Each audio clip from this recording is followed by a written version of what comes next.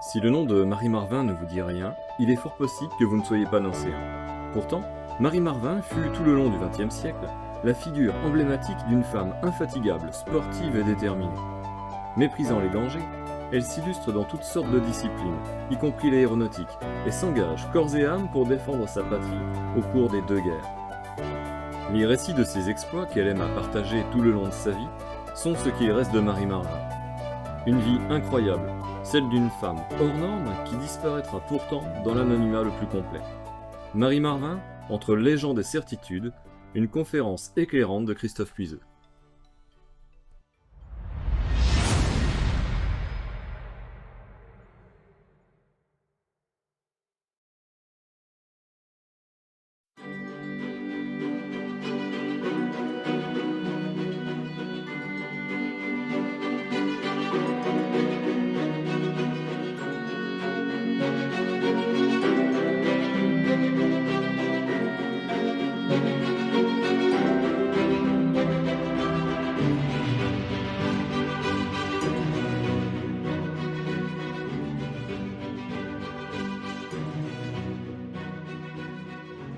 Je suis très heureux d'être parmi vous ce soir pour cette conférence, comme on a dit, sur les 150 ans de la naissance de Marie Marvin. Alors, je ne suis pas entièrement spécialiste de Marie Marvin. Il y a pas mal de gens qui cherchent en ce moment, parce que Nancy essaye de mettre en avant la mémoire de Marie Marvin, puisqu'on parle de sa panthéonisation. On verra qu'il faudrait être un petit peu mesuré sur ce point, on verra ça à la fin de la conférence. Et Marie Marvin, vous savez, la fiancée du danger, la femme la plus décorée de France, une illustre inconnue en fait. Parce qu'à part à Nancy, et encore pas tous les Nancéens, personne ne la connaît. Personne. Alors je vais vous donner, parce que quand j'ai regardé sur YouTube, j'ai vu 2 conférences. Une faite par un ami qui s'appelle Nicolas Subac, qui est guide conférencier à Verdun, et qui a fait une très bonne conférence sur Marie Marvin. Sa conférence, elle est sur YouTube. En un an, elle a fait 450 vues. Autrement dit, rien. Rien. J'en ai fait une sur l'histoire de Malzéville au mois de février. Elle a fait 1700 vues depuis le mois de février. Marie Marvin, fait par le Mémorial de Verdun, 450 vues ce matin. Et une autre conférence faite par quelqu'un qui a cherché un petit peu, qui s'appelle Monsieur Bourquin, Jacques Bourquin, qui, pareil, elle a un an, cette conférence, elle a fait moins de 200 vues. Donc Marie Marvin, illustre inconnue. Donc on va essayer de mettre tout ça en place, sachant que, quand même,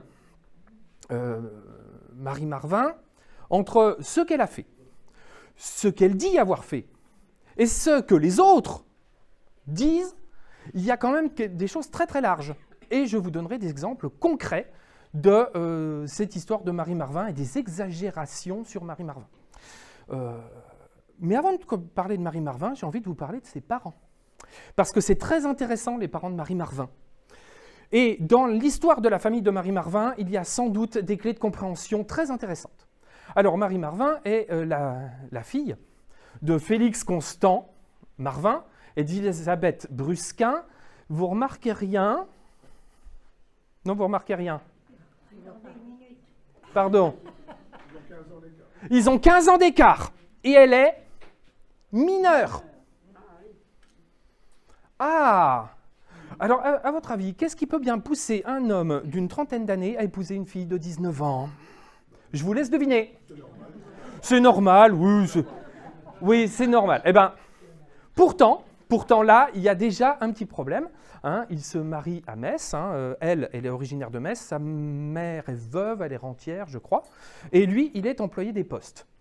C'est une petite chose qui sera intéressante à mettre en perspective parce qu'en fonction de ce qu'on lit, vous trouvez employé des postes, vous trouvez receveur des postes, vous trouvez directeur des postes. Et tout est juste, ça dépend à quelle période on regarde. Et ils vont avoir 3 enfants, 3 garçons. Pardon 3, je suis sûr. Louis-Emmanuel, ici, qui meurt jeune. Louis-Félix Eugène, qui meurt très jeune. Et Charles-Félix, qui meurt très très jeune aussi. Je vous ai mis que lorsque je mets la mention de la ville, c'est la ville de naissance. Le dernier enfant, Charles-Félix, meurt à Metz. Mais ce qui est très important de comprendre, c'est que dans l'acte de décès, c'est marqué « tous résidant à Thionville ». Ils sont tous de Thionville. Et, attendez voir, 1870 ? Eh bien là, 1870, c'est la guerre. Et comme employé des postes, parce que c'est assimilé fonctionnaire, eh bien, notre bon Félix Constant va se retrouver, et vous le savez, à Aurillac. Eh oui, parce que Marie Marvin, elle naît à Aurillac. Et à Aurillac vont naître 2 autres enfants, donc Marie, qui naît en 75, et son frère Félix Eugène, qui meurt jeune aussi, meurt à 19 ans. Eh oui! Alors, je vous remets toute la fratrie, pardon, c'est comme ça. Je vous remets toute la fratrie, sachant que les 3 premiers, Marie ne les a jamais connus. Nous sommes d'accord. Vous remarquerez que le dernier enfant porte le nom d'un de ses frères morts. Là, déjà, c'est malsain. On est bien d'accord. C'est pas si souvent que ça. Ils ont le prénom du père, Félix, qui revient 3 fois. Mais le prénom d'un enfant, d'un grand frère décédé, là, c'est... C'est pas... Non, mais ça va commencer à expliquer des choses, madame. Vous allez voir. Alors, tiens, j'ai contacté M. Puton, qui est peut-être connu sur Nancy, qui m'a dit que c'était une femme normale. Il l'a connue, et surtout, je vous ai mis son acte de naissance, ici. Et c'est bien marqué ici, receveur principal des postes, âgé de 48 ans, pour papa. Et c'est là qu'on a la première mystification sur l'histoire de Marie Marvin. Je vous montre. Je vous montre comme elle est jolie déjà. Et première mystification. On nous dit, alors j'aime beaucoup cette histoire parce que c'est un racontard de grand-mère. On nous dit, mais je suis désolé madame, c'est un racontard de grand-mère, je l'ai retourné dans tous les sens, c'est un racontard de grand-mère. On nous dit, Marie Marvin, à 4 ans, nageait dans la Jordane 4 km. J'ai même trouvé 4 km par jour. Et puis après, j'ai trouvé 5 ans, 5 km. C'est n'importe quoi. La voilà la Jordane à Aurillac. Alors, je vais vous dire 2 choses sur la Jordane à Aurillac. Si vous regardez la météo, mesdames et messieurs... mais oui, monsieur, mais vous avez tout à fait raison, parce que Aurillac, vous le savez, si vous regardez la météo, c'est une des villes les plus froides de France. 700 mètres d'altitude. Qu'il y a ici, je suis allé voir, il y a ici un bief, et vous avez de l'eau, ici, sur, 200 à 250 mètres. Avant, après, c'est des caillasses. Non, mais c'est vrai.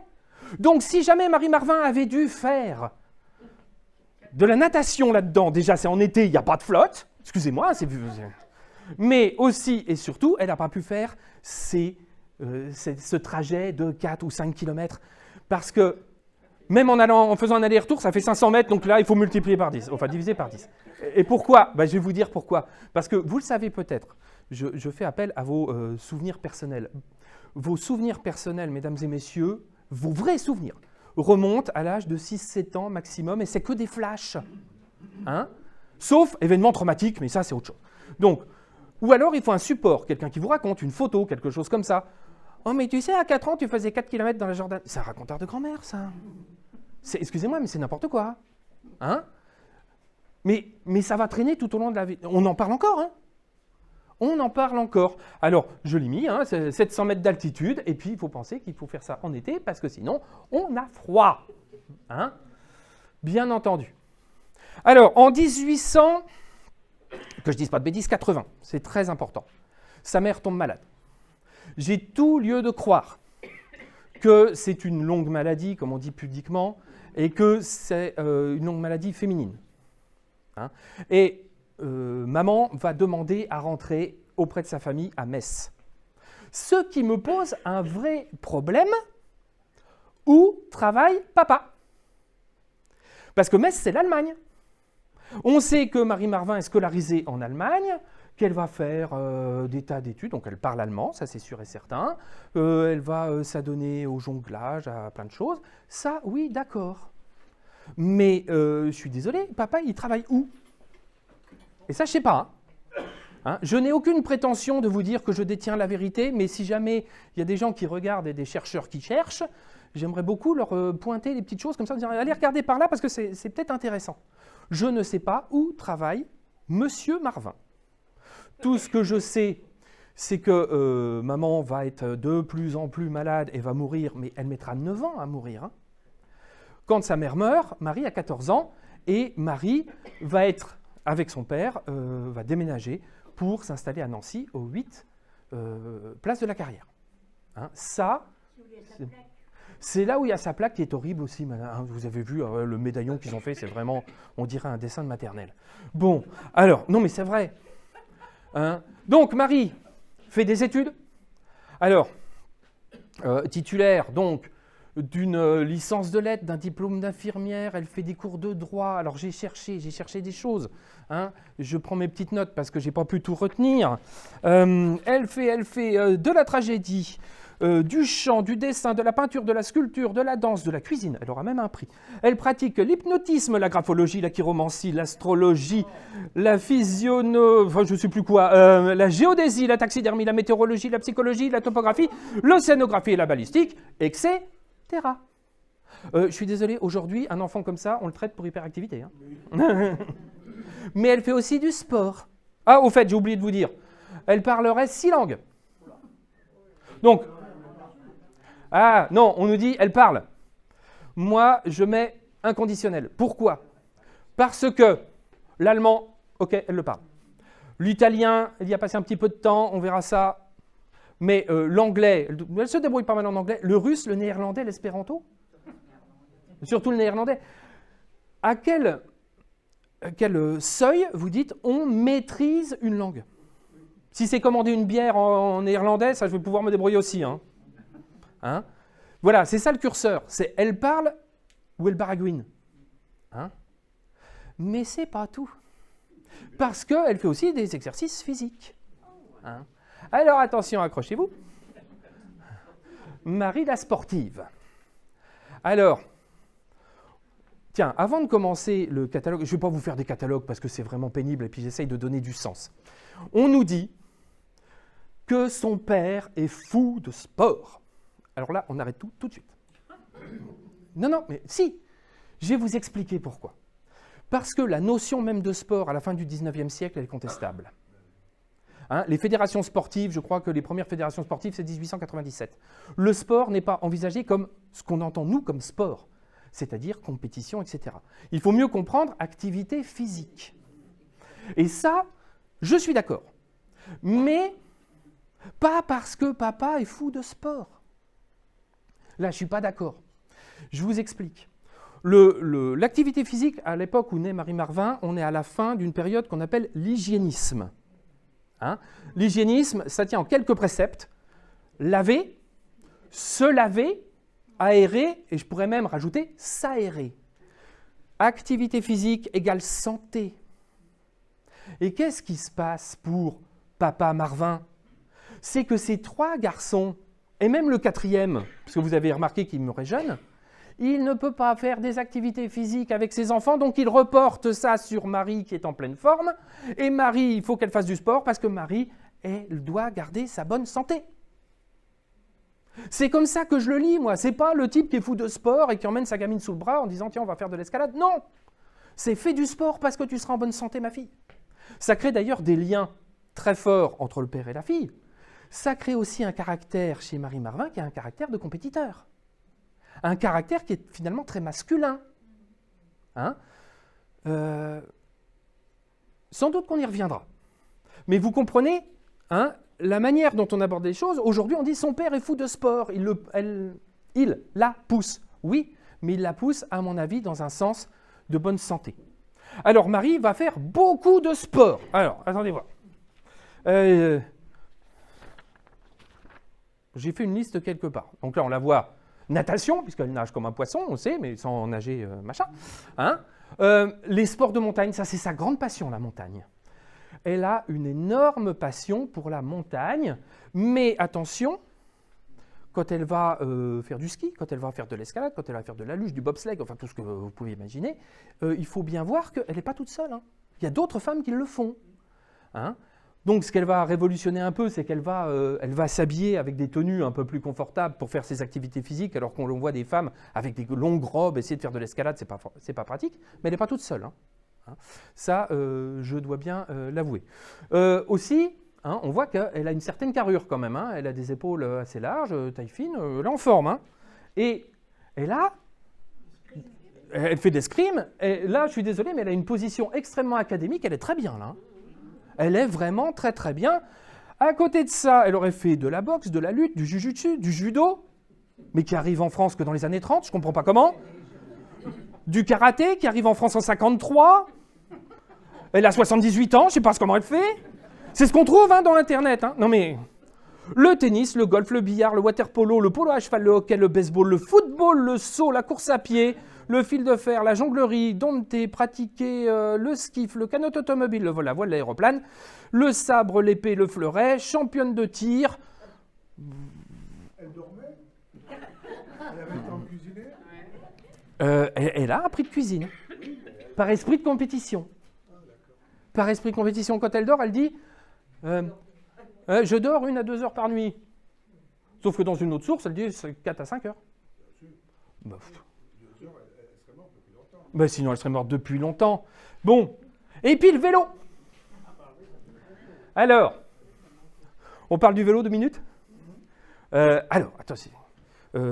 Jacques Bourquin nous dit dans sa conférence, comme tout le monde, qu'elle aurait participé au Tour de France en 1908, mais comme elle n'avait pas le droit, elle serait partie après les coureurs, mais qu'elle aurait fait partie de la trentaine de coureurs qui auraient terminé le Tour de France, vive elle. Sauf qu'apparemment, lui nous dit, non, pas du tout, elle n'en a fait que la moitié. Aucune preuve, racontard de journaliste. Alors, vous voulez qu'on fasse un racontard de journaliste rigolo? Je vous cite la source, j'ai trouvé dans Généanet une dame qui dit « Oh, comme exemple, pendant une course cycliste en 1905, Marie Marvin aurait fait dans la journée Bussan-Aurillac. Elle a bu de l'eau de la fontaine. Peut-être une eau miraculeuse. Sachez quand même, monsieur, que dès 1903, le premier Tour de France, ils étaient dopés à mort. Ah oui. C'était un VAE. C'était de l'EPO. Non, c'était plus fort que ça. Bon, alors, attends. Bon.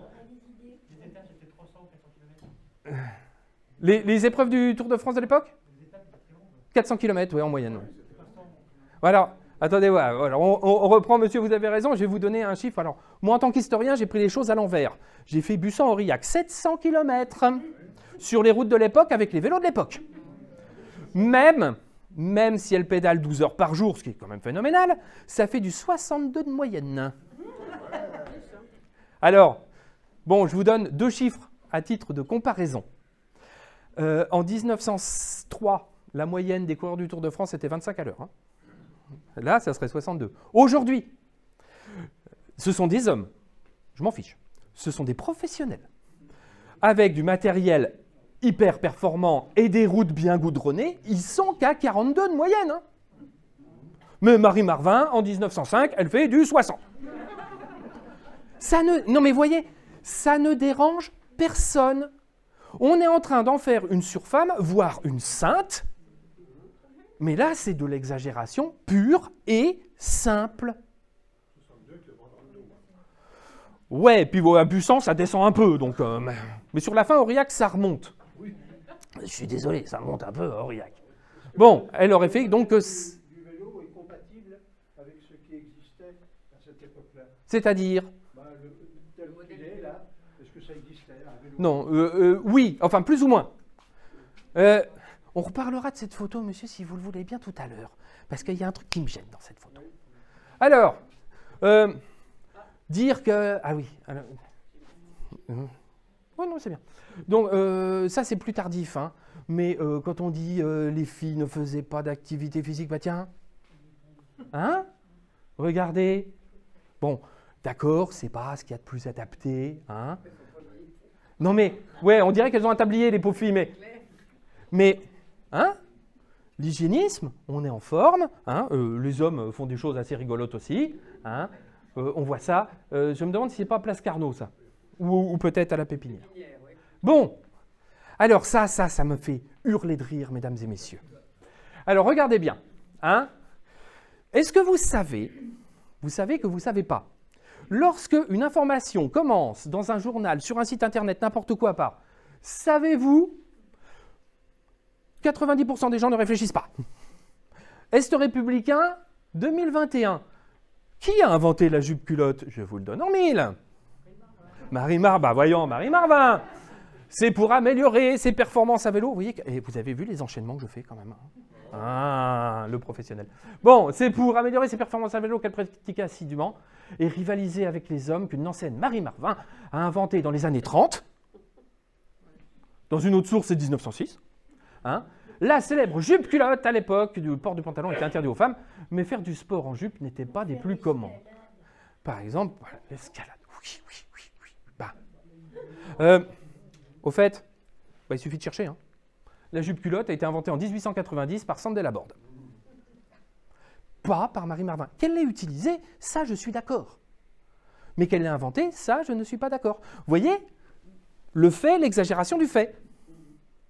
Et il paraît même qu'elle traversait Nancy comme une folle sur sa bicyclette en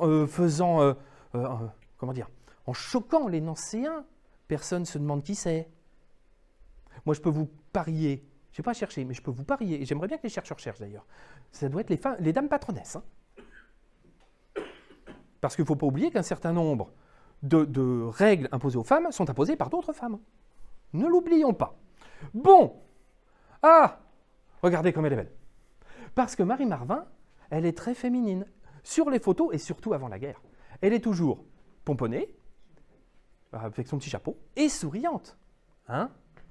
Alors regardez un peu, regardez le palmarès, hein, et j'ai pas tout mis. Hein? J'ai mis en gras ce qui me paraissait le plus important. Hein? Après, elle n'arrête pas. Elle n'arrête pas. Hein? Mais peu de sport collectif et peu de sport de combat. Hein? Je vous ai cité la boxe. Bon, la boxe, c'est loin. Hein? Mais on dit, enfin les gens disent dans les sources, elle ne fait pas de catch. Mais c'est vrai. Il y a un très bon documentaire qui a été fait en 2005, il y a 20 ans, où il y avait des amis qui ont témoigné, en disant j'ai connu Marie Marvin, machin. Oh, elle n'a pas fait de catch. Hein. Bah pourquoi pas hein. Moi, ça ne me dérange pas. Mais quand même, détentrice de 27 médailles d'or et de 17 records du monde, ça... Alors, je vais vous dire deux choses. Une chose gentille et une chose pas gentille. Chose gentille. C'est bien. C'est formidable. Hein? Chose pas gentille. C'est facile d'être le premier quand on est le premier. Alors, elle n'est peut-être pas toute seule, mais vous avez vu quand même qu'elle a une carrure athlétique. Parce que depuis tout petit, papa pousse pour faire du sport. Et donc, intrinsèquement, elle a des qualités athlétiques. On ne peut pas lui retirer ça. Elle a des qualités athlétiques. Donc, quand elle se présente à une compétition, bah forcément, elle gagne. Ou elle est dans les premières. Et c'est normal. Mais en même temps, il n'y a pas beaucoup de concurrence. Hein. Bah oui, il n'y a pas beaucoup de concurrence. Bon. L'Académie des sports, en 1910, va lui décerner une grande médaille d'or. Ça n'a jamais été décerné à quelqu'un d'autre. À moins que j'ai loupé une information ou que je dise des bêtises ou que je me mette à répéter des racontards, parce que ça fait que 2 mois que je bosse sur le sujet. Mais quand même. Hein, et jusqu'à aujourd'hui, d'après ce que j'ai trouvé, aucun athlète n'a eu cette distinction. Parce qu'aucun athlète ne fait autant de choses aussi. Bah oui. Ah! Elle conduit, oui! 1899, Marie Marvin passe son permis de conduire. Oui! Bah, quand on est historien, on fait quoi? Bah, on vérifie déjà le permis de conduire. Eh bien si, madame, le permis de conduire, il existe, il a été créé en 1899. Ah, ben forcément qu'elle est la première puisqu'ils viennent d'inventer le permis de conduire. Le permis de conduire aurait été accessible aux femmes 10 ans avant, elle n'était pas la première. Hein. Donc par le préfet Lépine, hein, qui est très connu, hein, celui du concours évidemment, hein, qui crée en 1893 un certificat de capacité, mais pour Paris. Voilà. Hein, réservé aux hommes, etc. Bon, ça d'accord. Hein, aux hommes majeurs, hein, plus de 21 ans, pouvant démarrer, se diriger, s'arrêter, quelques notions de dépannage. qui obtient un certificat de capacité. Et en 1899, ce permis de conduire est généralisé à la France, et donc Marie Marvin se présente parce que c'est une touche à tout. Et pourquoi pas? Moi, ça ne me dérange pas. Hein. Mais quand on dit « ouais, c'est une super machin, elle se présente au permis de conduire », forcément, avant, il n'y avait pas de permis de conduire. Bah. Hein. Oh, bah vous savez, avec ça, on ne doit pas aller bien vite de toute manière. Hein. Ah, formidable. 1906. Marie Marvin, avec son petit maillot de bain de sirène, hein, fait la traversée de Paris à la nage, 12 km. C'est vrai. À une moyenne, elle met 4 heures. Hein.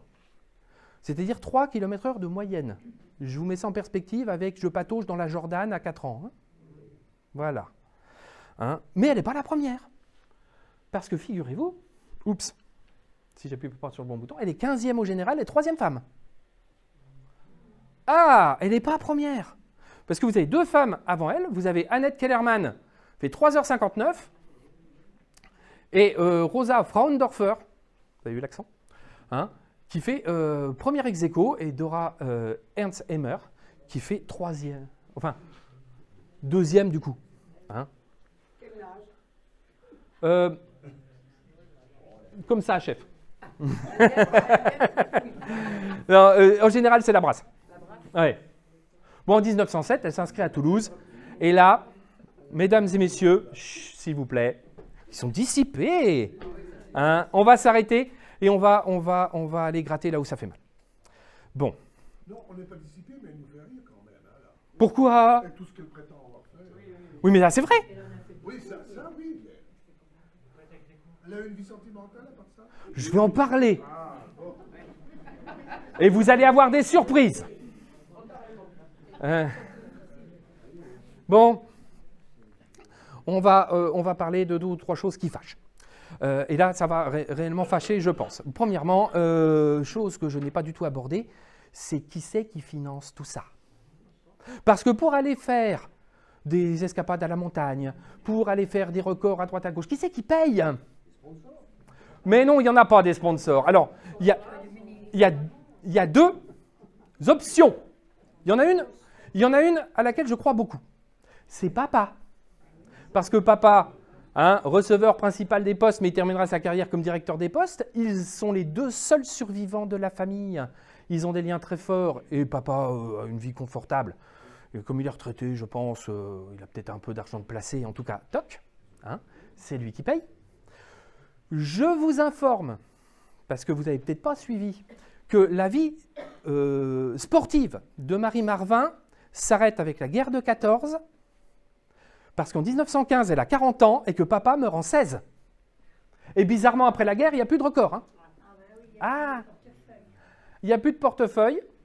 Et puis surtout, elle commence à être un peu plus âgée. Hein, on n'a plus la même forme à 40 ans et à 20 ans, c'est normal.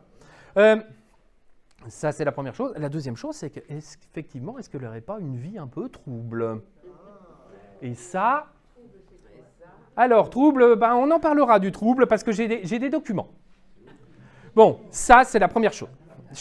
Ensuite, alors, je vais citer la co-conférencière avec mon camarade Nicolas Xubac qui a dit une chose, qui a dit, voilà, vous comprenez, Marie Marvin, c'est une féministe avant l'heure qui bouscule le carcan du patriarcat qui avait confiné les femmes dans le domicile.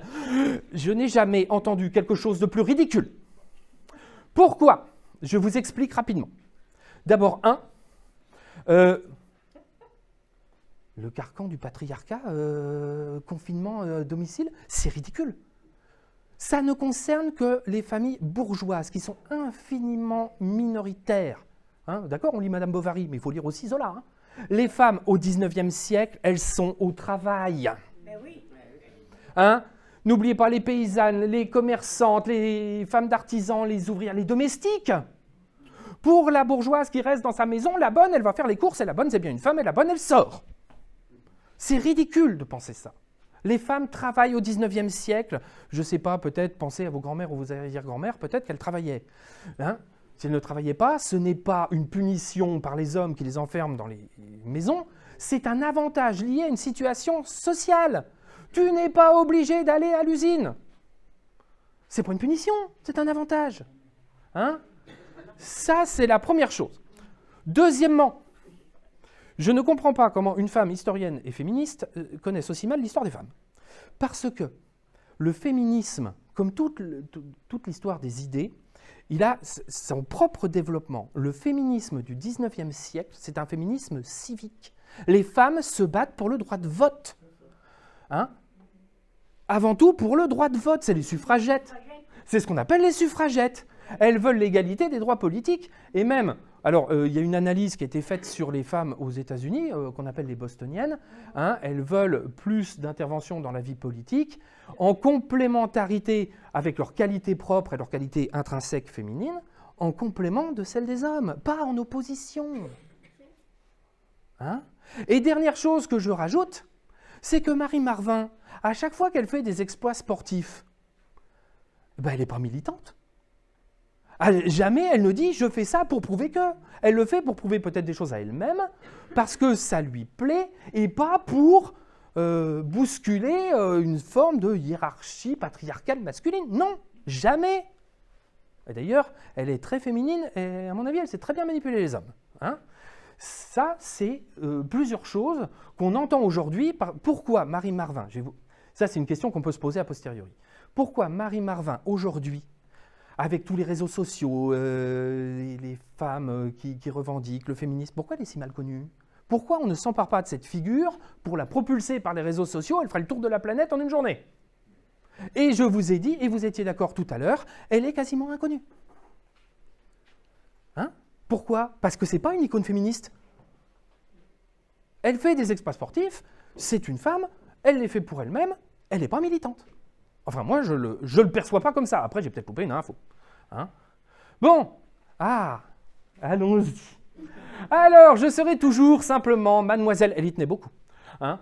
Je ne supporterai pas les liens du mariage, je ne pense pas qu'un homme me supporterait longtemps, dit-elle. Je suis plus intéressée par l'alpinisme que par la vaisselle. Je signale à Marie Marvin, si elle m'écoute, que tous les hommes célibataires font aussi la vaisselle. Hein? Et même quand ils ne sont pas célibataires, surtout quand il y a des choses collées au fond de la gamelle. Et je vous laisse une petite image. C'est là que ça devient intéressant. Mesdames et messieurs, j'ai proposé cette image à des gens qui ne connaissent absolument pas Marie Marvin. C'est tiré d'un film de 1912, je l'ai mis, à Chamonix. Et j'aurais dit, voilà, c'est un film, qu'est-ce qui va se passer après? Image arrêtée, qu'est-ce qui se passe après? Et 75% des gens m'ont dit, ils vont s'embrasser. Et oui, parce que, mesdames et messieurs, si la bouche ment, le corps ne ment pas. Et regardez, hein, il se regarde dans les yeux. Bon, elle tient les bâtons un petit peu écartés, elle bascule vers l'avant. Lui, il n'a pas chaussé ses skis. Lui, il a pas. Bah, le coup de boule, il n'y a pas l'élan. Ah, ceux qui ont de bons yeux peuvent voir frétiller la moustache. Monsieur, je ne sais pas. Bon, vous auriez pas dû. Bon, je vous dis ce qui se passe après dans le film. Hein, elle se penche, elle rigole, elle passe son chemin. Mais là, il y a quelque chose. Là, il y a quelque chose, et je sais qui c'est, le monsieur moustachu qui est là. Il s'appelle Paul Eichmann. Paul Eichmann... Non, c'est pas Jean-Claude Killy, c'est Paul Eichmann. Il dit c'est Jean-Claude Killy. Qu'est-ce qu'il y a, mon bon monsieur? Non, Jean-Claude Killy n'a pas de moustache. Hein? Bon, alors... Allô? Bon, je vous explique. Si je vous dis ça, c'est pas de manière totalement innocente. Alors, bah oui, parce que Paul Eichmann, il a un super CV par rapport à Marie Marvin. Il est militaire. Elle aime bien les militaires. Il est célibataire. Il a 3 ans de moins qu'elle. Il aime les sports d'hiver. La Golde est bien remplie. Oh. Il a un avion. Enfin, il est aérostier et il est pilote. Enfin, il a toutes les cases. Le problème, ce pauvre Paul Eichmann, il va mourir en 1912, quelques mois après cette photo, dans un accident d'avion. C'était assez courant, il meurt d'une lésion cérébrale lors d'un atterrissage en catastrophe. Oui, mais on va retrouver quelque chose. Alors, on dit souvent, je le place là, on dit souvent Marie Marvin n'a jamais voulu se marier, n'a jamais voulu d'enfant. L'argument qu'on nous avance, c'est dire si elle avait eu mari et enfant, elle n'aurait pas fait tout ce qu'elle a fait.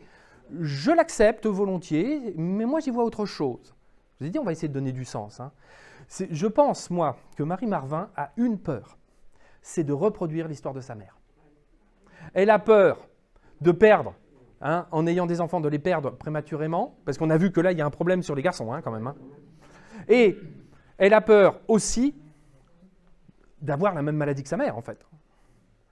Mais elle ne l'avouera jamais. Hein. C'est pas... en plus, on ne s'épanche pas à l'époque sur ces sortes de sentiments. Il n'y a pas d'introspection de ce point de vue-là. Mais le côté, je fais des exploits sportifs et de l'autre, je refuse le mariage. Moi, j'y vois quand même d'autres clés de lecture. Bon, bah les voilà, tiens.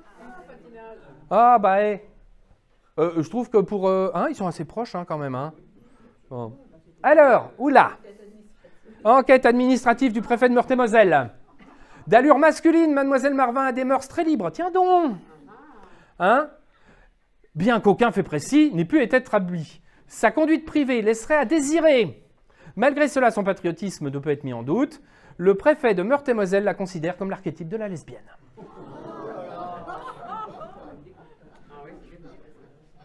Ah!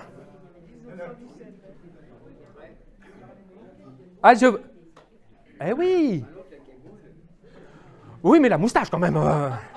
Alors peut-être, madame, peut-être qu'un grand désespoir amoureux a fait qu'elle est passée de l'autre côté. Jamais personne. On n'a rien prouvé, mais je vous montrerai une autre photo tout à l'heure. Bon, Marie et le ciel. Ah, la place Stanislas, vous avez vu que c'est noir de monde? Hein? Bon, enfin, parfois, c'est un peu dangereux. Hein? Alors, c'est pas une montgolfière, hein, c'est un ballon à gaz. Le Condor qui va, à cause d'un malheureux coup de vent, s'accrocher au balcon de l'hôtel de ville. Ces ballots, alors, il y a une petite anecdote. Il y a un des passagers qui était adjoint au maire qui a sali son pantalon. Et à partir de là, plus jamais il n'y aura de décollage de la place Stanislas. Ils partiront de la pépinière. Bon, alors c'est normal qu'il y ait un accident, hein, je vous remontre, parce que tout simplement, ici, hein, vous avez la rue Sainte-Catherine, la rue Stanislas en face, et vous avez le vent qui s'engouffre. Donc si jamais vous décollez, qu'il y a un coup de vent, vous ne contrôlez plus rien. Voilà. Alors ça, je vais passer très très vite, c'est pour vous expliquer 2 ou 3 trucs. En 1909, il y a une exposition à Nancy, je pourrais vous faire un exposé là-dessus aussi, et on fait venir un ballon, qui est un dirigeable, qui est là, le ville de Nancy, c'est une catastrophe, hein, ça ne marche pas du tout. Hein.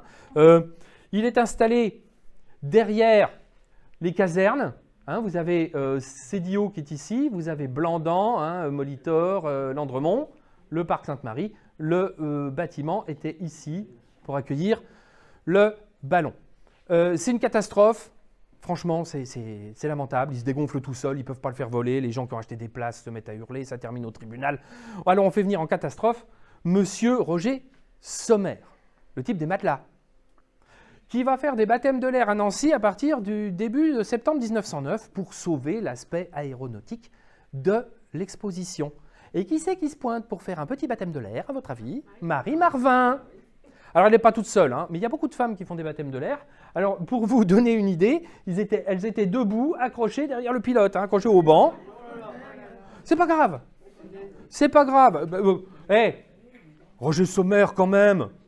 Il n'a même pas le brevet. De toute façon, si on tombait sur un matelas. Oh bah. Il était bien rebondi. Bon. Alors, Marie Marvin. Marie Marvin va être amie avec le président de la société d'aérostation qui s'appelle Émile Friand, le peintre. Hein, et elles sont très connues. Alors Émile Friand vole aussi avec Sommer, hein, il fait aussi son baptême de l'air. Et Marie Marvin sera même secrétaire de la société d'aérostation. Et elle va multiplier les vols. Hein, ici c'est la pesée, hein, on est à la pépinière. Hein, ici c'est la pesée. Alors ça c'est Émile Friand, ici.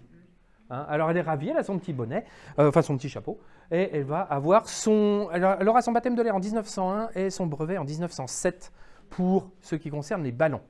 Et Marie Marvin, alors là elle est il y a d'autres photos, je ne les ai pas mises où elle est très souriante. Marie Marvin va faire un exploit. C'est la traversée de la Manche en ballon.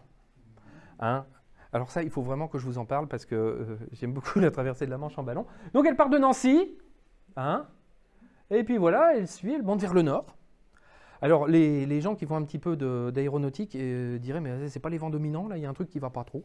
Hein? Et puis tout d'un coup le vent change de direction et hop, les emmène au-dessus des Pays-Bas et direction l'Angleterre. Donc le vol de Marie Marvin, que je ne conteste pas, hein, elle l'a fait, ça s'est pas bien passé, mais elle l'a fait. Mais elle l'a pas prémédité. Hein.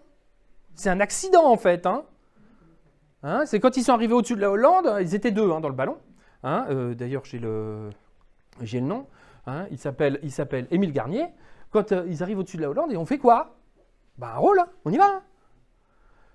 Elle en parle. Alors, quand elle en parle, elle dit, voilà, qu'il y a eu une tempête, c'est vrai, et que pendant la traversée ici, elle a touché 52 fois la mer. Elle ne devrait plus être là pour en témoigner. Hein. C'est clair. Voilà. Alors, qu'elle est touchée? L'eau. Qu'elle ait embarqué un petit peu d'eau de mer? Oui. Mais enfin, moi, j'ai une image tout de suite. J'ai pensé, nacelle égale égouttoir pour les pattes. Quand vous remplissez d'eau, ça se vide, mais ça se vide pas vite. Hein. Donc, si vous embarquez de la flotte, vous remontez pas. Et puis le poids. Hein? Donc, et puis attendez, franchement, mettez-vous à la... Vous êtes dans une tempête, vous êtes au-dessus de la mer, vous en prenez plein le nez. Oh, bah ça fait 42 fois qu'on prend de la mer. Oh, bah ça fait 43 fois qu'on prend de la... Non mais à quel moment on compte? Surtout autant, si vous le prenez 2, 3, 4 fois, vous allez retenir, mais 52 fois. Il y a 52 semaines par contre. Oui, mais c'est un peu vague. Rapport à la traversée maritime. Bon, en tout cas, elle l'a fait. Elle l'a fait et elle devient célèbre. Hein, parce que ça, elle est célèbre. Hein, 2400 km, mais j'insiste, hein, elle n'était pas partie pour ça. Hein. Elle s'est fait embarquer par les vents et arrivée au-dessus de la Hollande, bah tiens, on tente le truc. Hein. C'est la première femme à avoir traversé la Manche en ballon. C'est vrai. Hein. Mais bon, vous avez le petit côté exagération, on a touché 52 fois la mer. Vous voyez? Ah, elle est terrible. Bon. Ah, magnifique. Puisqu'elle a goûté à l'avion avec Sommer, elle va s'intéresser à l'aviation. Ça va être la deuxième grande passion de sa vie, puisque les sports de montagne, et puis les autres sports surtout, elle va tout mettre de côté. Elle va être la première femme à avoir son brevet sur avion Antoinette. Alors les avions Antoinette, moi je suis allé en photographier, hein, voilà. Oui. Alors, contrairement à ce que vous pouvez croire, c'est un très bon avion, hein, avec un moteur très performant. Le problème, c'est ses commandes de vol. Hein, qui sont des petits volants qui sont là, donc on est obligé de tourner les volants pour gauchir les ailes, pour le faire tourner. C'est très compliqué. C'est très très compliqué, mais c'est un très bon avion. Un de ses instructeurs, qui s'appelle Hubert Latham. Alors j'ai vu Hubert Latham, le fabricant Antoinette. Non. Il est pilote d'essai chez Antoinette. Hein. Hubert Latham, qui est... moitié anglais par son père et moitié français par sa mère, va essayer sur avion Antoinette de traverser la Manche avant Louis Blériot. Il va tomber à l'eau et il va attendre les secours, assis sur son avion, en train de fumer une cigarette, alors qu'il ne sait pas nager. C'est authentique, hein, mais il fait ça de manière très flegmatique, et d'ailleurs, il sera sorti de l'eau, aucun problème. Alors, on nous dit que Marie Marvin, seulement 3 semaines après son brevet, va s'inscrire à la Coupe Femina et va la décrocher. C'est un vol de 53 minutes dans des conditions absolument épouvantables parce qu'il fait très très froid. Hein. Moi, ce que je voulais dire, c'est regarder cette image hein, dans La vie au grand air où elle est portée en triomphe hein, par des hommes tous souriants. C'est où la misogynie là? Hein, on dit, ouais, les hommes ne veulent pas les femmes. Où? Ça se passait où, ça? Alors là, je ne sais plus. Mourmelon, c'est marqué là. Mourmelon. Mourmelon, où il y a beaucoup de records qui sont établis à Mourmelon, puisque Roger Sommer volait à Mourmelon aussi. Oui. Mais, hein, lorsque... je vous le remets. Là, peut-être. Lorsque Marie Marvin se présente chez Antoinette, et va demander à Hubert Latham de devenir son moniteur. Bah oui, il refuse pas. Hein, alors qu'on ne parle pas d'ultra-misogynie. Hein. Bon, record battu par Hélène Dutrieux quelques jours plus tard, hein, où elle va voler elle fera 1h09, je crois, Hélène Dutrieux. Ah bah si, c'est marqué là, 1h09. Hein, et en fait, le jeu, c'est de battre le record juste avant les délais légaux. Comme ça, les adversaires n'ont pas le temps de commencer. Marie Marvin va essayer. Elle fera monter un réservoir plus grand. Elle aura un problème d'hélice. Donc, elle ne pourra pas retenter le record face à Hélène Dutrieux. Mais elle l'a eu. Hein, elle a eu sa coupe féminine. Elle ne l'a pas gardé longtemps, mais elle l'a eu. Donc, elle va multiplier les vols avec son avion Antoinette. Et on nous dit, elle n'a pas d'accident. C'est pas vrai. C'est pas vrai. Comme tout le monde, elle casse du bois. Pas grave, pas forcément grave, mais comme tout le monde, elle casse du bois. Hein. Le sport aérien, à mon avis, fait ressortir les plus hautes facultés de l'homme, nous dit-elle. Dans les courants d'air, comme dans ceux de la mer, on rencontre les caractères les plus forts, le courage le plus stoïque. Ceux qui montent là-haut ne savent jamais s'ils reviendront vivants, ça c'est un fait. De cette vision constante du danger et de la mort possible, fait souvent ressortir ce qu'il y a de meilleur en nous. Marie Marvin, 1913. Et ça passionne les foules. Hein. On est à Jarville. Hein. Où on voit très souvent, il y a deux grandes fêtes aériennes, il y a le circuit de l'Est, et puis il y a ce qu'on n'appelle pas encore les premiers meetings, on appelle ça les fêtes de l'aviation. Donc Marie Marvin, cette image, elle est hyper connue, hein, puisqu'elle est aussi sur le hangar du plateau de Malzéville. Hein, franchement, elle est magnifique, là, hein, très souriante, pomponnée, et tout va bien. J'ai le mal des hauteurs et n'en veux point guérir, nous dit-elle à l'époque. Bon, et pourtant, de temps en temps, ça va pas bien. Parce que je vous ai dit, elle n'a pas d'accident. Bah si, elle a des accidents, on a même des preuves photographiques. Elle va tomber sur la terrasse d'un café en 1911 avec son avion Antoinette. Tiens, elle pose, là, elle est là. Hein. Bon, c'est pas très grave. Elle se rate, elle se pose sur un arbre, l'arbre s'écroule, paf, elle descend sur la terrasse du café. Mais c'est pas grave. Mais, faut pas dire, elle n'a jamais d'accident. Vous voyez? Elle a des accidents. Hein.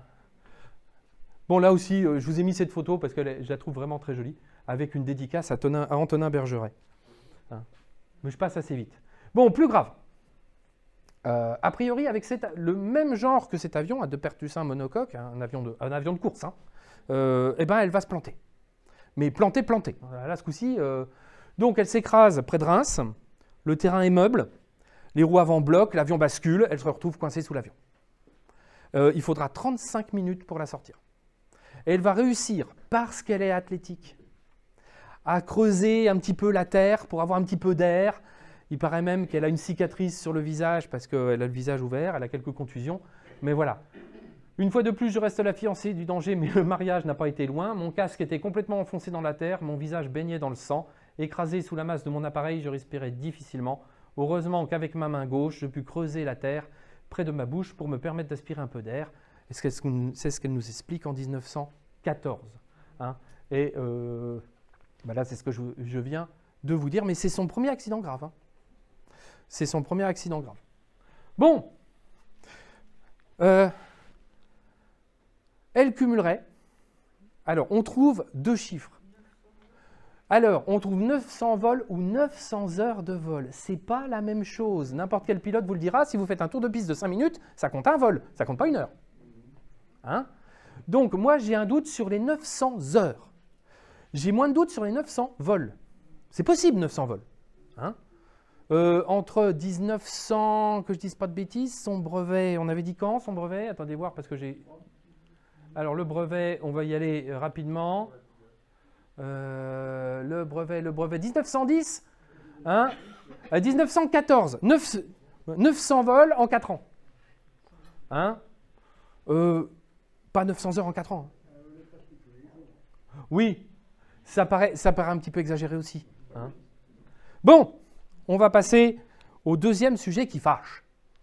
Parce que je vois l'heure qui tourne aussi, je ne veux pas vous ennuyer. Marie s'en va en guerre. Très intéressant. À partir de 1910, et surtout 1911, il y a un concours sur l'aviation sanitaire. Hein, c'est le docteur Duchossois qui propose de créer un avion sanitaire, et ça va passionner Marie Marvin, c'est une de ses grandes passions. Je vous rappelle qu'elle a un diplôme d'infirmière, et qu'elle est pilote.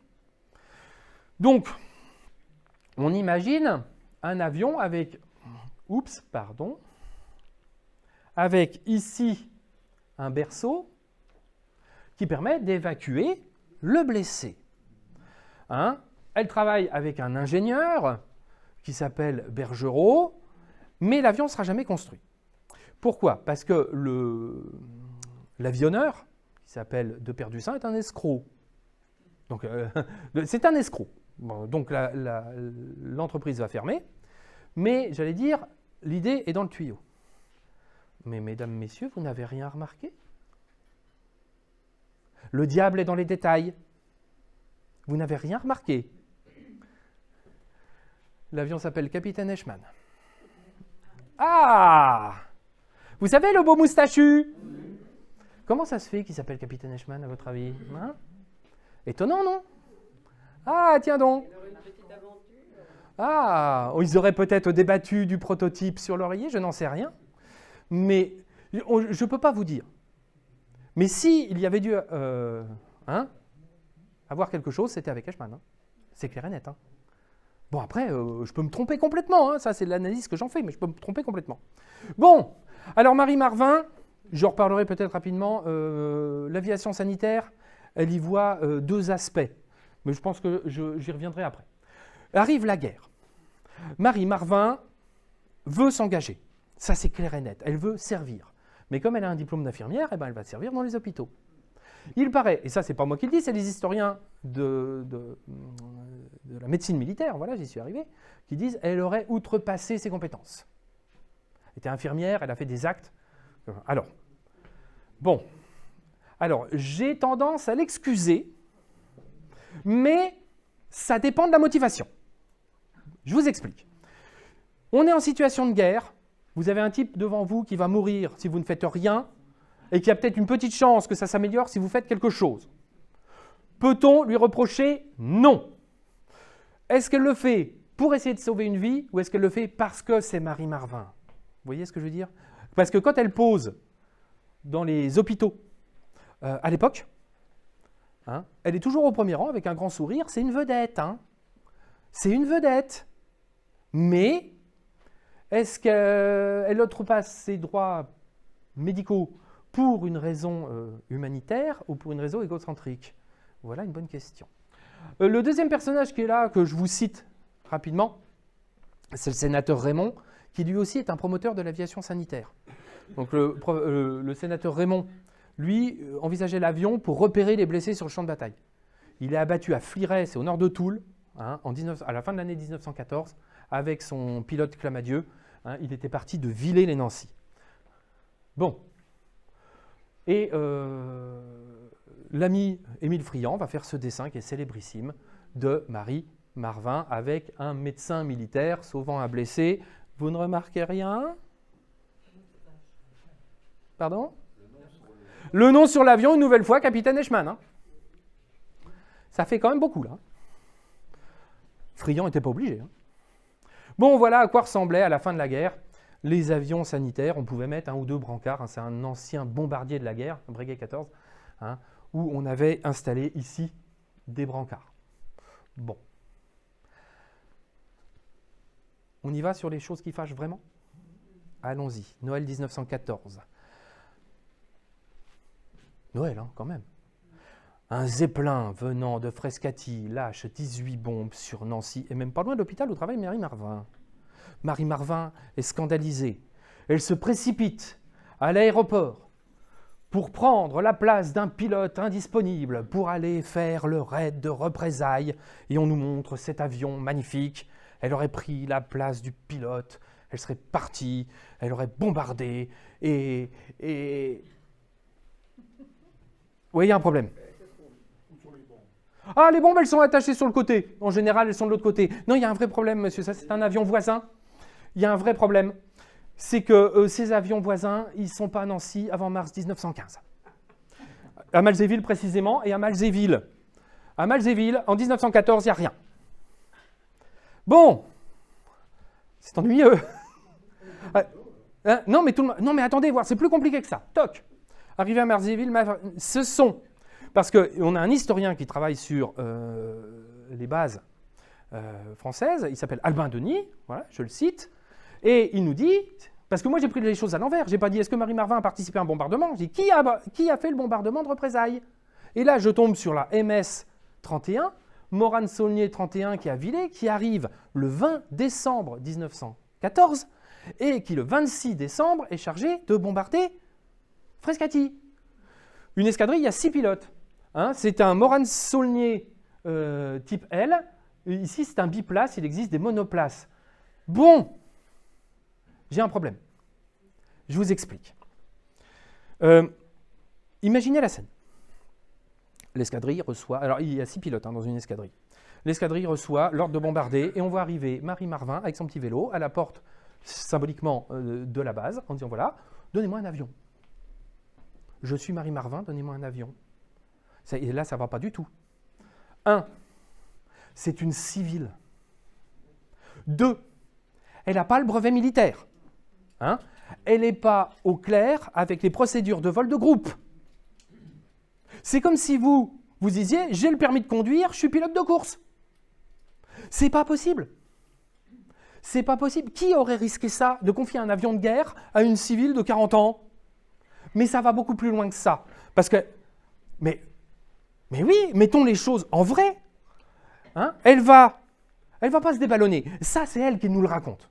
Dans une interview de 58, elle va aller voir le général Balfourier, chef du corps de fer, qui lui donne son autorisation. Elle va voir Hirschauer, le grand patron de l'aviation en 1914, qui lui donne son autorisation. Mais Joffre refuse. Le général Joffre refuse, il est à Chantilly, c'est le grand quartier général. Joffre dit non. Et moi, j'ai un problème. Parce que, je vous rappelle, bombardement, Noël, représailles le 26. Ils sont où les délais là? Pour contacter tous ces gens-là? Ils sont où? Ça va encore beaucoup plus loin. Mon camarade Nicolas Subac dit, à aucun moment, ni avant, ni pendant, ni après, quelqu'un ne fait référence à la présence de Marie Marvin à la base. Quand vous volez avec une vedette, quand vous faites une activité avec une vedette, vous avez tendance à dire, ah tiens, allez, je la connais. Hein, on a volé avec Marie Marvin. Personne ne le dit. Personne. À moins qu'on n'ait pas encore découvert la chose. Si demain on découvre le document, je changerai ma version. Mais pour l'instant, non. Qui aurait pris le risque? Elle nous le dit, Marie Marvin. Regardez bien. Elle nous le dit. Attendez, dit-elle, que je tombe dans les lignes allemandes, je suis restée une civile. Je n'échappe pas au sort qui m'attend, je suis fusillée comme un bon franc-tireur. C'est pour ça qu'on lui refuse. C'est parce que c'est une civile. C'est pas parce que c'est Marie Marvin, c'est pas parce que c'est une femme, c'est parce que c'est pas un combattant régulier. Et que si jamais il lui arrive un pépin, toute la chaîne de commandement, elle saute. Qui aurait pris le risque? Et d'ailleurs, quand on lui demande à Marie Marvin, elle dit pas. Quand on lui a demandé, elle dit Balfourier m'a dit d'accord, Hirschauer m'a dit d'accord, Joffre a dit non. Vous pensez que le commandant de la base, ouais, bah non, prenez un avion quand même, on va s'arranger. Donc elle dit qu'elle a participé 2 fois. Bon, 1916, mort de papa. Avec, elle est bien présente, c'est sa signature. Directeur des postes. Youpi. Donc elle est à Nancy en 1916. Tadam! On la voit partout, celle-là. Hein? Marie, soldat, déguisée en soldat, le soldat Beaulieu. Attendez voir, vous remarquez rien? Le diable est dans les détails, je vous l'ai dit. 1. Les chaussures. Ouais. Ah oui, non mais attendez. Vous voyez pas? Ça saute aux yeux. C'est un dessin. C'est pas... Oui, regardez. C'est un dessin, ça. Bon, allez, je vais être gentil. Il y a une vraie photo. Ça ne change rien. C'est les mêmes chaussures. Le diable est dans les détails, vous ai-je dit? Vous avez vu le sol de la tranchée, comme il est bien propre, bien lisse, bien... C'est une photo de studio, ça, messieurs, dames. C'est pas possible autrement. Alors, qu'est-ce qu'elle nous dit? Elle nous dit que Marie décida de retourner au front, on ne sait pas quand. Habillée en homme, sous le nom de Beaulieu, après 47 jours cumulés en première ligne, elle fut démasquée à cause de ses cheveux. Alors, on nous la présente au 42e bataillon de chasseurs à pied. En fait, elle dit 52e. Il y a un problème. Il y a un énorme problème, messieurs, dames. 1. Usurpation d'identité. Youpi. 2. Où est passée la visite médicale pour aller au front? Eh oui! 3. Attendez, je vais être un peu trivial. 47 jours, même en 2 fois. À un moment, aucun de ses compagnons n'a vu qu'elle n'avait pas de barbe. Elle n'a pas eu de problème féminin. Elle n'est pas allée aux toilettes. Les latrines des tranchées, c'est quand même pas... Ben voilà. Et dans son... comment dire, dans la manière dont elle est démasquée, il y a même plusieurs versions. Elle nous dit « Une mèche de cheveux dépassait de mon casque et on m'a reconnu. » Bon. Oui. Et elle nous dit aussi « Je suis allé porter un message à un cousin qui était colonel et qui m'a reconnu. » Non mais franchement, à quel moment c'est crédible? On nous dit aussi qu'elle a pris la mitrailleuse pour faire le feu. Alors le 52e, il était à Verdun. Hein. J'ai pas son carnet de mouvement. J'ai trouvé celui de 1915, pas de 1916. Parce que personne ne dit la date et le lieu. Hein. Et une fois, elle dit aussi Verdun. Pas grand monde qui pourra témoigner. Mais elle dit qu'on a pris une mitrailleuse. Pareil, une mitrailleuse. Vous avez une formation pour utiliser une mitrailleuse. On ne s'improvise pas mitrailleur comme ça. Bon. Et puis il y a cette photo qui est soi-disant à Langres en juillet 1916. Et regardez, on nous dit « Oh, il y a Marie Marvin !» Ici. Bon, alors je suis désolé, il y a les cheveux qui dépassent. Hein. Déjà, il y a les cheveux qui dépassent, et puis on est sûr que c'est une femme. Hein. Là, je suis désolé. Bon, le diable est dans les détails, je vous l'ai dit. Ici, nous avons, parce que je vais prendre celui-ci parce que c'est lisible, un petit corps avec 3. Le 3e bataillon de chasseurs. Le 3e bataillon de chasseurs a été dissous le 2 août 1914 pour être remplacé par le 43e. Donc, il n'y a pas le 4 là. Donc, si la photo date d'avant 14, c'est possible.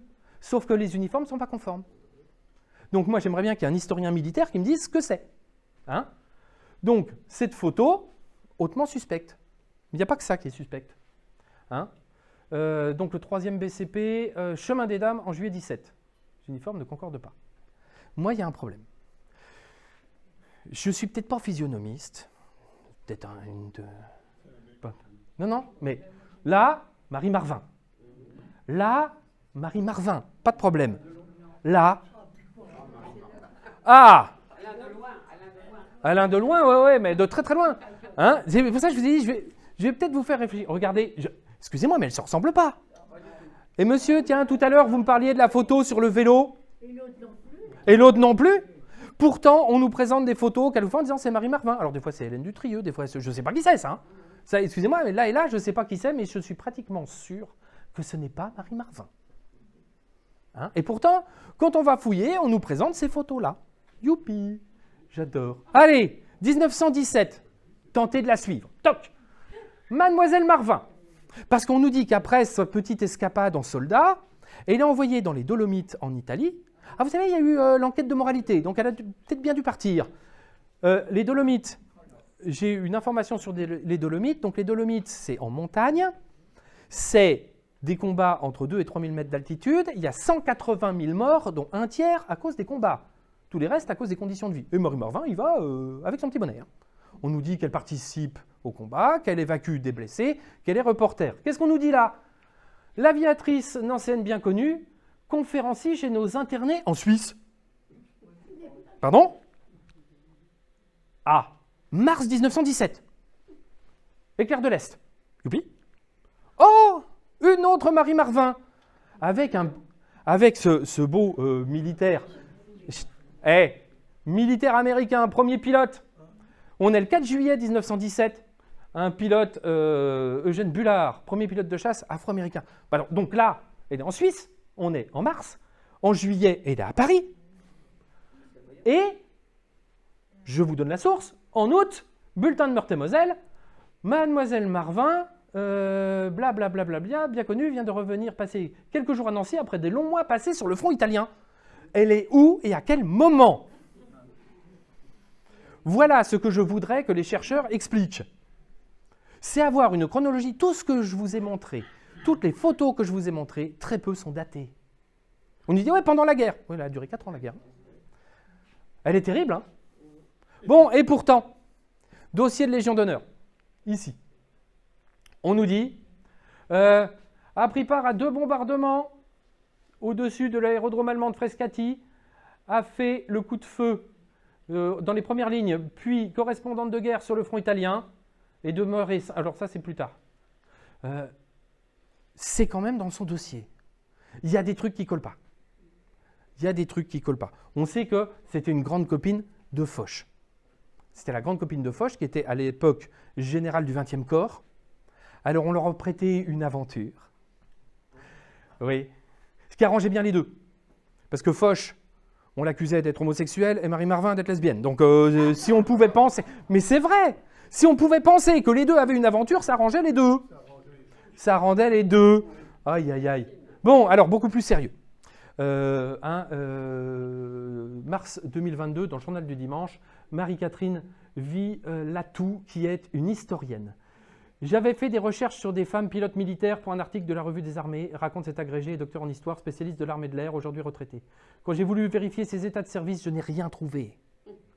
Marie Marvin n'a jamais été militaire, sans blague. Et quand j'ai vérifié auprès des services des décorations, à ma plus grande surprise, il n'existait qu'un dossier la concernant, la Légion d'honneur. Point de croix de guerre.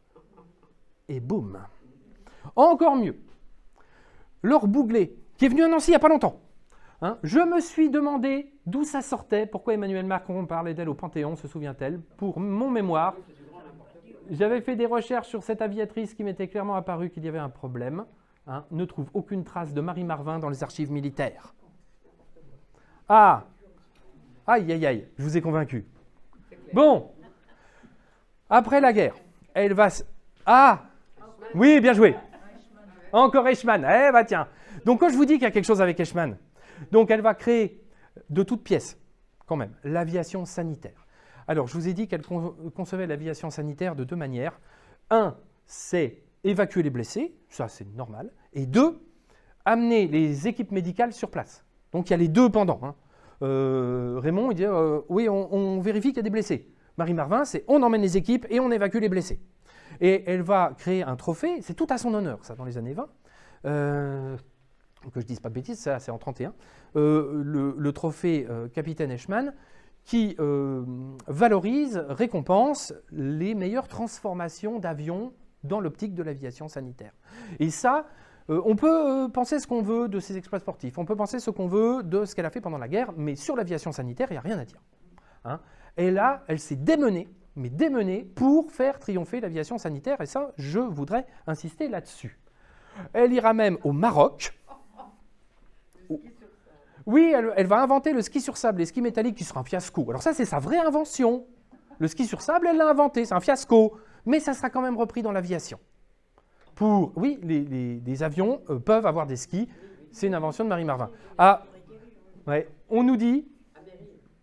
Non, atterrir sur le sable ou sur la neige. On nous dit... Alors ça va vous faire rire. On nous dit que Marie Marvin, quand elle était au Maroc, était dans un harem. Oh, vous ne savez pas. Ouh là là là là là. Attention, un harem, c'est pas ce que vous croyez.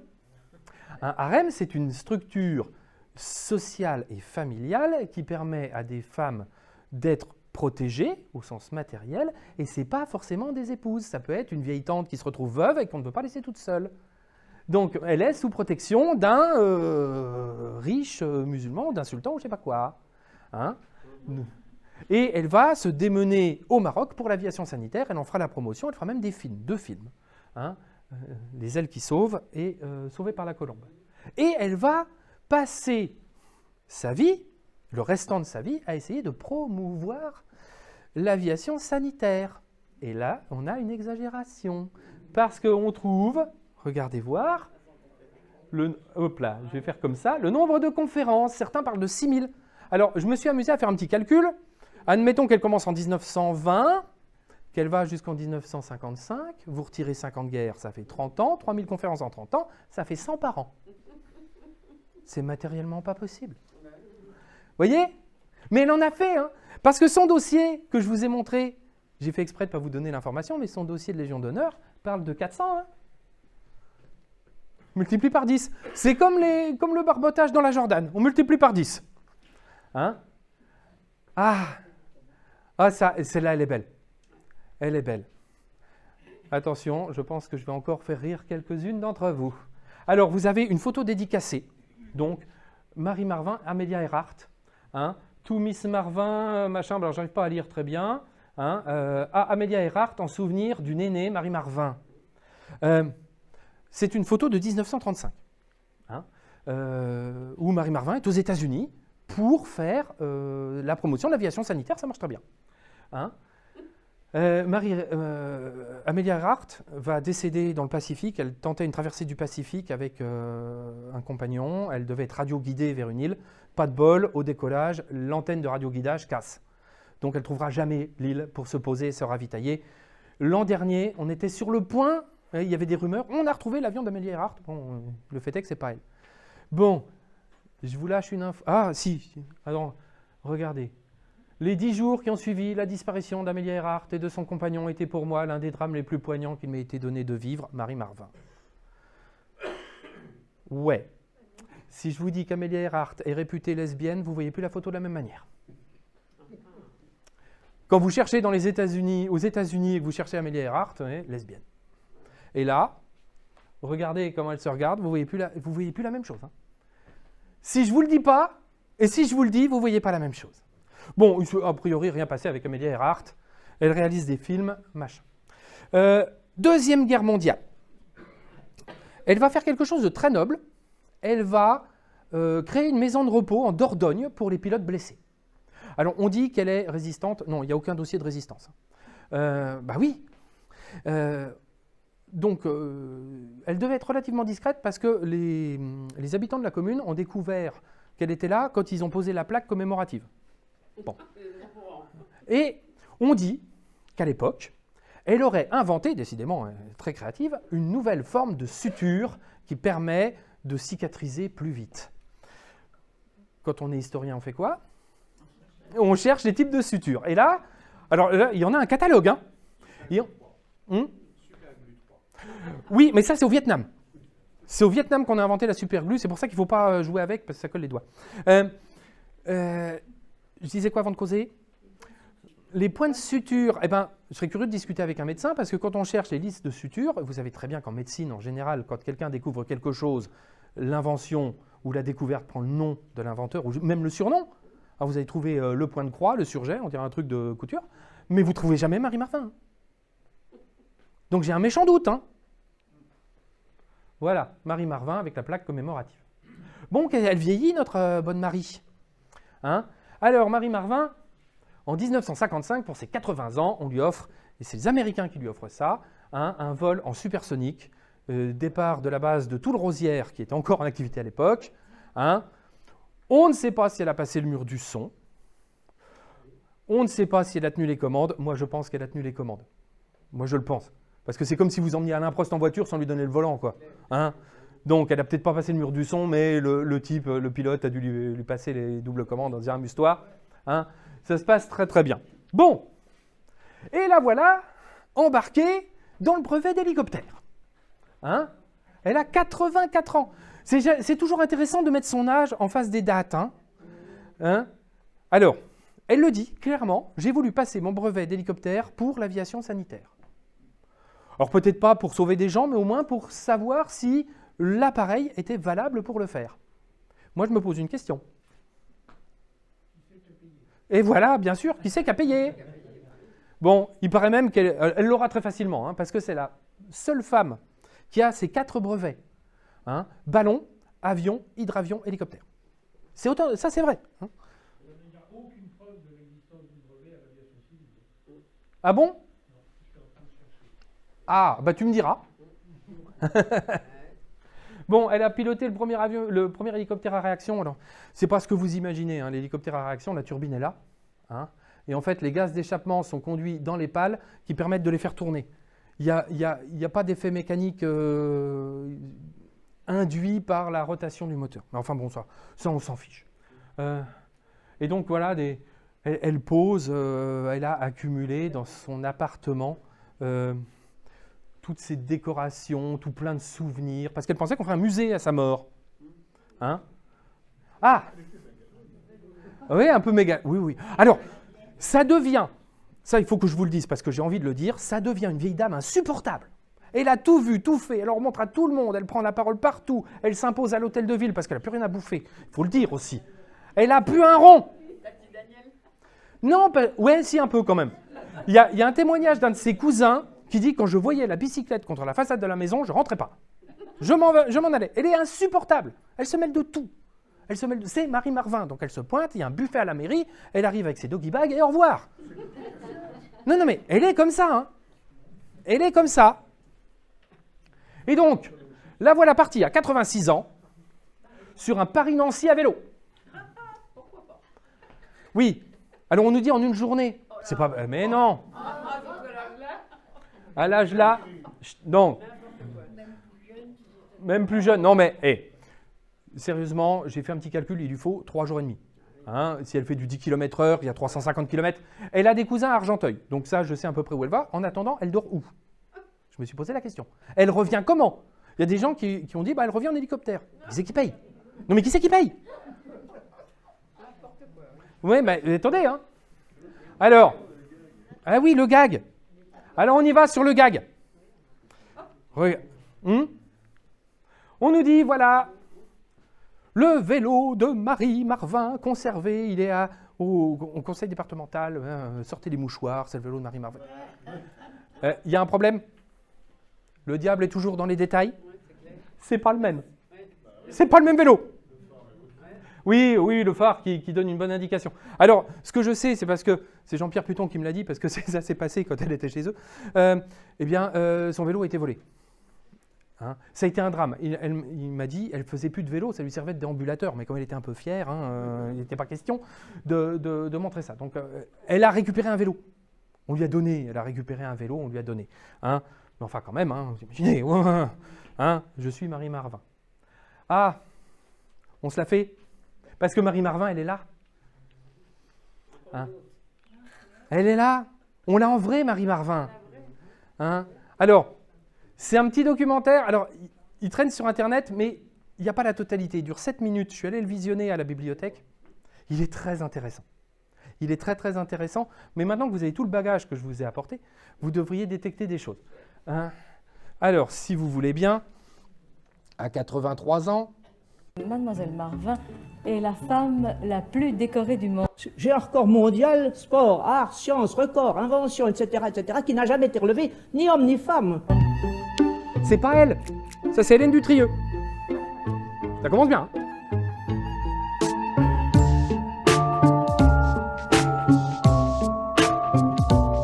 On en a parlé. J'aime le vélo par-dessus tout parce que ça me donne une action, une activité, et puis ça me rend très service. Parce que j'ai pas le moyen de me payer des taxis, il n'y a pas moyen, puis je les dépasse tous.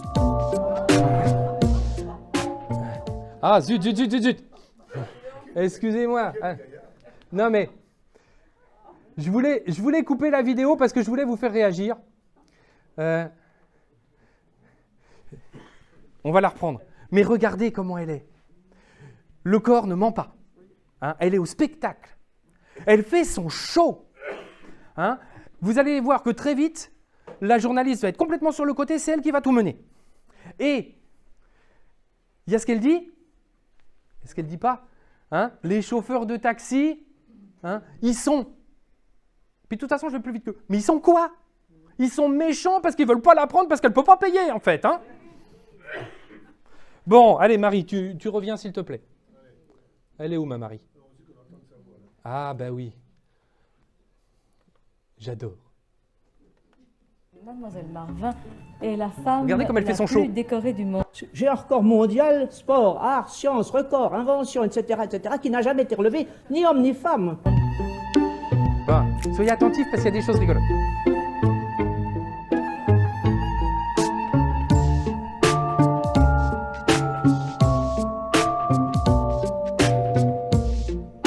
J'aime le vélo par-dessus tout parce que ça me donne une action, une activité, et puis ça me rend très service. Parce que j'ai pas le moyen de me payer des taxis, il n'y a pas moyen, puis je les dépasse tous. Bon, ça, on a vu. Fou de sport, on J'ai vous ai dit en même temps à marcher. Oui, Enfin. vous avez appris en même temps. Et alors, j'étais la première Française à effectuer les 12 km de la traversée de Paris à la nage en 1906. Et en battant votre concurrente de plus d'une heure. Oh, 1h10. Miss Annette Kellerman, qui était championne du monde, avait mis 5h10 pour aller de Charenton à Grenelle. Moi, je l'ai mis 4h05. C'est pas vrai. Et vous avez vu qu'elle n'a pas répondu à la question sur la nage. J'ai la chance de ne pas avoir besoin de sommeil. Je dors 1h10. Mais je fais 5 ou 6 petits repas par jour. On me demande très souvent... Regardez ça, comment elle les fait. jeunes, qu'est-ce que vous faites pour rester en si bonne forme? Pas d'apéritif, manger peu souvent et jamais de bœuf bouilli. Oh, ça c'est le microbe pour les vieux. Elle a un problème avec le pot-au-feu, à mon avis. Mais vous avez vu comment elle joue? Ah, la jupe culotte. Ah. Et ça traîne partout, ça.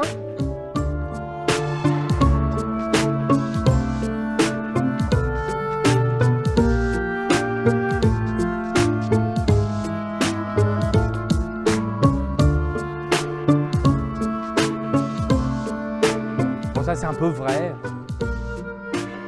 Regardez comme elle est jolie. Il y a- Mais un de vos records, c'est d'une traversée. Ah, c'est ça qui est Vous très avez- important. oui. Traverser de la mer du Nord en ballon sphérique. En voilà 4 qui se noient pour battre ce record. Ce qui ne m'a pas... J'ai plongé 52 fois dans la mer, car vous savez qu'en ballon, on ne peut voyager qu'à condition qu'il y ait du lest. Arrivé sur les côtes de Danemark, parti de Nancy, j'ai dit à mon passager, j'aimerais mieux vous descendre. Mais pour ne pas avoir d'enfant, j'aime autant. Qu'est-ce que ça vient faire là? Vous avez vu comme elle a ri quand elle a dit 52 fois? Elle a ri, hein? Je suis d'abord engagé dans l'aviation pour la guerre. Vous avez fait la guerre en soldat. Car dans tous les sports que j'ai pratiqués, Vous avez je pas vise vu toujours un but utile. Il y a une coupure. Et au montage, ils ont fait une coupure. Elle ne répond pas à la question. Bon, après, c'est... Il y a une dernière petite chose que vous pourrez voir.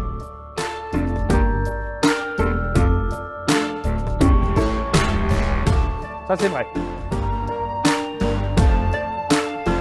Ça, c'est pas vrai. Elle les avait fait avant. Elle les avait fait avant.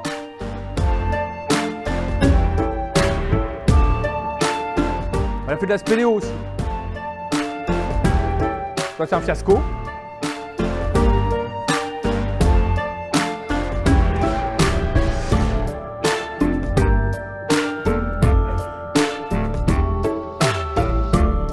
Mesdames, Messieurs, si je n'ai jamais été mariée, si je n'ai pas eu d'enfants, les enfants de tous les pays du monde ont été un peu les miens.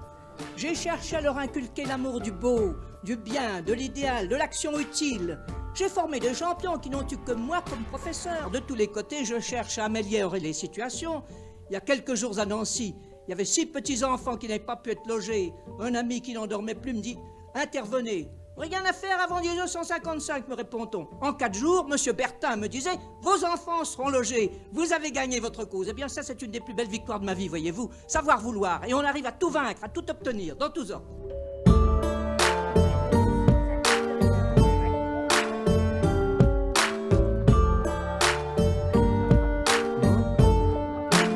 C'est possible, a dit ça à l'heure. Hein.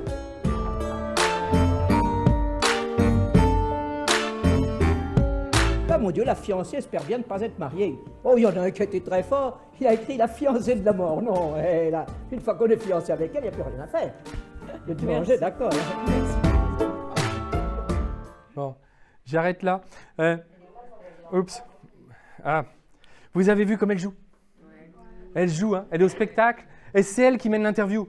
Hein? Quand on lui demande, vous avez appris à nager quand vous étiez petite? Oh, mais j'ai 1906. Elle avait 31 ans, quoi. Entre les deux, on ne sait pas. Le bœuf bouilli, c'est juste pour rigoler. Et ce qui m'intéresse, c'est que, c'est pour ça que je suis allé le voir, le documentaire à la bibliothèque, il y a une coupure quand elle parle de la guerre. C'est là où elle explique que Joffre a dit non. Et ça apparaît pas là. Et deuxièmement, vous avez, avec le ballon, j'aurais préféré vous descendre, dit-elle à son passager, mais je n'ai pas eu d'enfant. Qu'est-ce que ça vient faire là, quoi, hein? Il y a quelque chose qui ne va pas. Et à la fin, elle revient sur les enfants parce qu'on sent bien que c'est une meurtrissure, quand même. Hein? C'est une meurtrissure. Je n'ai pas eu d'enfant, maintenant que j'ai 86 ans, je le regrette peut-être un peu. Parce qu'effectivement, elle va mourir dans l'anonymat, quasiment. Hein? Pauvre, ça fait longtemps qu'elle n'a plus un sou. Il Il paraît qu'elle faisait encore quelques piqûres pour histoire de gagner un peu de sous. Hein. Elle habitait donc, hein, ici c'est le 8 place de la Carrière, l'entrée sur le côté. Il y a une plaque et puis hein, la tombe à Préville. Il y a quelque chose que je ne vous ai pas dit parce qu'on a vu qu'elle mentait beaucoup et on ne s'est pas interrogé pourquoi. Ben moi, je vais vous le dire, c'est les conclusions qui sont arrivées récemment. C'est qu'en fait, pendant très longtemps, après la guerre, après la Première Guerre mondiale, entre les guerres et puis après la Deuxième Guerre mondiale, elle vivait de ses conférences. Donc, pour être invité, il faut donner du sensationnel. Sinon, vous devenez banal. Hein? Et donc, sur un fait qui est réel, on en rajoute. On en rajoute. Et je suis sûr que là, à l'ORTF, elle s'est fait payer. Elle était au spectacle. Mais elle est très affable, hein? Bon, alors, hein, il y a quand même une belle galerie là, hein, sauf que la Croix de Guerre, elle est introuvable. Je vais vite. Ah, Marcel Cordier, je ne peux pas parler je peux pas faire l'impasse sur Marcel Cordier, hein, qui ne va pas très bien, paraît-il. Hein, et même lui, avoue, en ajoutait un peu dans ses récits. Hein. Toutefois, je ne comprends pas qu'on mette en doute ses exploits. Pas si, quand même, hein, un petit peu quand même, on l'a vu ensemble. C'est très franco-français lorrain de dénigrer machin. Bien. Bon, la postérité, parce qu'elle n'a pas d'héritier. Hein. Son appartement a été vidé très vite. Tout ce qu'elle avait accumulé pour faire un musée a disparu, enfin en une grande partie. Alors, où on en est aujourd'hui? Panthéon ou pas Panthéon? Hein, le président Macron, quand... hein, bah, attendez, il faut essayer de poser les choses. Mais pourquoi pas? Il ne faut pas qu'elle rentre parce qu'elle est une femme, il faut qu'elle rentre parce qu'elle a fait quelque chose de positif. Qu'est-ce qu'on peut lui créditer? Hein, je vous rappelle que le Panthéon, c'est les grandes figures, en théorie, de la République. Mais il n'y a pas que des hommes de la République, puisque à l'entrée, vous avez Voltaire et Rousseau, qui n'étaient pas républicains. Oui. Non, attendez voir, au départ, et bien Marie Curie aussi. Bon. Cirque sportif, ils sont bien là. L'aviation sanitaire, c'est bien là. Après, ce qu'elle a fait pendant la guerre, c'est plus glauque. Mais pourquoi pas? Bon. Donc, on a poussé ça dans le tuyau de l'oreille du président, hein, au moment de la panthéonisation de Maurice Genevoix. Bon, là maintenant, il n'y a plus qu'à chercher. Hein. C'est le comité Marie-Marvin de Nancy qui a envoyé des lettres à l'Élysée en disant hey, Marie-Marvin, Marie-Marvin. Bon, l'armée, ah bah oui, il fallait que je vous parle de ça. L'armée avait un projet de porte-avions et pourquoi pas Marie-Marvin. Pour l'instant, la marine a dit stop, car Marie-Marvin n'est pas de l'aéronaval. D'accord, ils ont eu Jeanne d'Arc, et Jeanne d'Arc n'était pas non plus de l'aéronaval, ou alors j'ai loupé une information importante. Hein? Si nous avons donné des ailes au monde, dit-elle, nous avons aussi le devoir de tout faire pour qu'elle soit celle de la colombe de la paix. Hein? On pourrait peut-être graver ça un peu partout en ce moment. Bon, alors, que disent les historiens et les derniers historiens? Laure Bouglet, que j'ai déjà cité, hein? À l'heure où on est en train d'écrire l'histoire des femmes, c'est pas vrai, ça existe depuis longtemps, hein, l'opinion a besoin de figures féminines. Ah tiens donc, c'est une politisation. Analyse la jeune chercheuse, chacun se réapproprie ses personnages pour servir ses propres intérêts, ça devient intéressant. Elles deviennent des figures féministes, voire plus, qu'elles n'étaient pas forcément. Je vous ai dit, Marie-Marvin pour moi n'était pas féministe, mais c'est pas grave, elle est devenue par la postérité. Alors, l'historien de l'air, Charles Crier, hein, sur son rôle de résistante, si elle l'avait été, nous aurions son dossier. Hein. Or, là non plus, il n'y a rien. Ça fait partie des mystères de cette femme, chez qui il y a clairement une part d'affabulation. Hein. Problème, cela questionne aussi sur les méthodes d'enquête de Marcel Cordier. Oh, le pauvre, il ne va pas être content. Qui assure avoir compulsé son dossier militaire, qu'on n'a jamais retrouvé d'ailleurs. Et Marie-Catherine Villatou, que j'ai déjà citée aussi, elle n'a pas sa place au Panthéon. Comme ça, c'est clair. Juge historienne, on ne peut le faire qu'avec une personnalité exemplaire dont on ne doute pas, comme Joséphine Baker, résistante qui s'est engagée dans la France libre, pour laquelle il y a un dossier. Concernant Marie-Marvin, il y a trop de zones d'ombre. Les gens qui accèdent au Panthéon ne doivent pas être un instrument de communication politique, mais des étoiles pour les gens de ce pays. Marie-Marvin est certes une petite lumière, mais ce n'est pas une grande étoile. Je ne sais pas si vous êtes rentré dans la salle il y a 1h30 avec cette opinion-là. Je vous ai démonté vos croyances. Hein. Alors, si pour ceux qui sont intéressés, j'ai terminé. Je vous remercie de votre attention et de votre participation. Si vous voulez, j'ai écrit un livre sur l'histoire de l'aviation à Nancy. J'en ai quelques exemplaires pour les personnes intéressées. avec plein de documents. J'écris à l'heure actuelle une autre biographie, celle sur Christian Munch. Et Christian Munch est un pilote lorrain qui était le dernier fils de la famille Alza, qui s'est tué en 1938 dans le golfe Persique. Et c'est quasiment sous presse. Je vous remercie beaucoup de votre venue, de votre attention. J'espère qu'on a passé un bon moment ensemble. Hein ?